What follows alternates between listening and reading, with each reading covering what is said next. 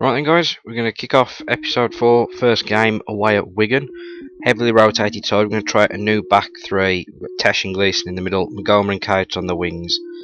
We're going to see how the new signing Silver does in attacking midfield behind Donaldson and Hale. So let's get kicking on with the action. First couple of minutes in, Donaldson's clean through, kicks against the defender. Again, 20 minutes later on, decent opportunity, but a great save by Jaskalainen. The game was pretty even, to be honest, from the outset. It wasn't all Blues and it wasn't all Wigan. It's a rather frustrating game, to be honest, especially when Wigan hit the crossbar then and I just couldn't get it clear. But as we move on towards the end of the first half, one of our most clear-cut chances comes in. Again, it's a good save by Jaskalainen. And it was just pretty much end to end. Neither team could really get hold of the ball or even get a decent chance off, really. Even the crosses was turning out into shots towards the end. This was probably the best chance for Wigan. Kushak smothers it up though. And then how on earth Jaskalainen saved that towards the end of the game, I'll never know. So it was a cracking header into the near post. Just about tips it round the corner. To be honest, I couldn't wait to get the game out of the way. Again, it's a great save by Jaskalainen. And then in the dying embers of the game, I'd pretty much gone all out attack, left myself wide open, but luckily it was an half decent block to knock it out for a corner. And then you know it's one of them games when a shot comes off your own play and goes out for a goal kick in the 93rd minute. So, I mean, I had a bit of a break before I come back and played this game. It really different. So the player that can normally inspire victory didn't quite have that impact today. Well, we were all looking at him before the game, but he didn't quite live up to the hype. Poor performance out there, nothing went right, and no goal in this draw either.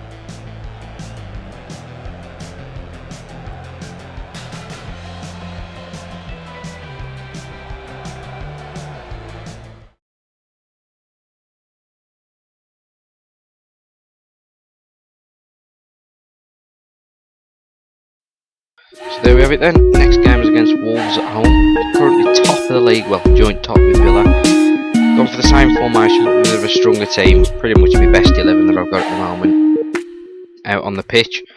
Hopefully looking to get back to winning ways against Wolves, especially with being a local derby at home.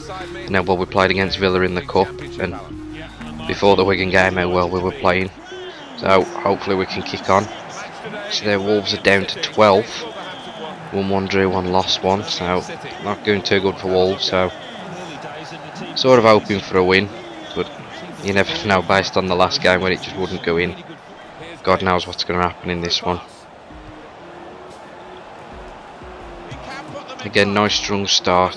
Djukovic laying it off to Kerim Fry on the wing, and it's a half decent save.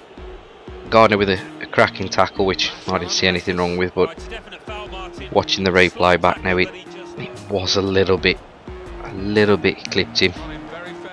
Not much.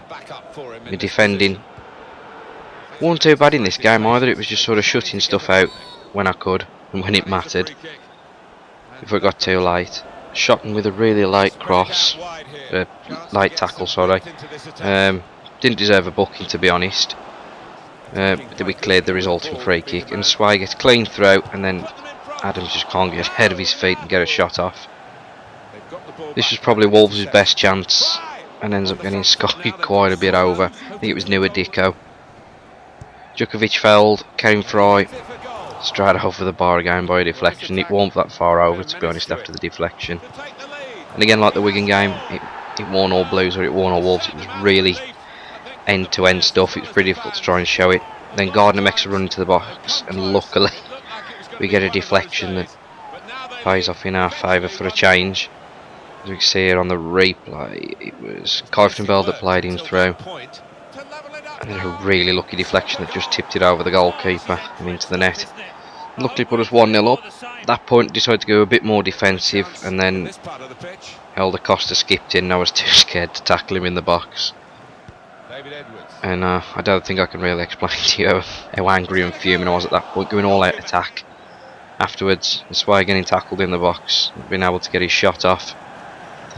Wolves, again, literally straight from that goal kick, out attack. Kushak saves again. We've got the new kid Silver on the wing, just showing a bit of his pace. Gets the cross in, leads to nothing unfortunately. And the Wolves had the last best chance of the game towards the end, 90th minute. Comfortably saved by Kushak. And then Adams' very last kick of the game, he just misses the post. I genuinely thought it had gone in, especially the last couple of games I've had with him. He's been scoring free-flowing football from him. Well, here's one of the better performers today, Alan. What did you make of him? That was an important equalising goal. Didn't have a whole host of chances, but certainly put that one away well.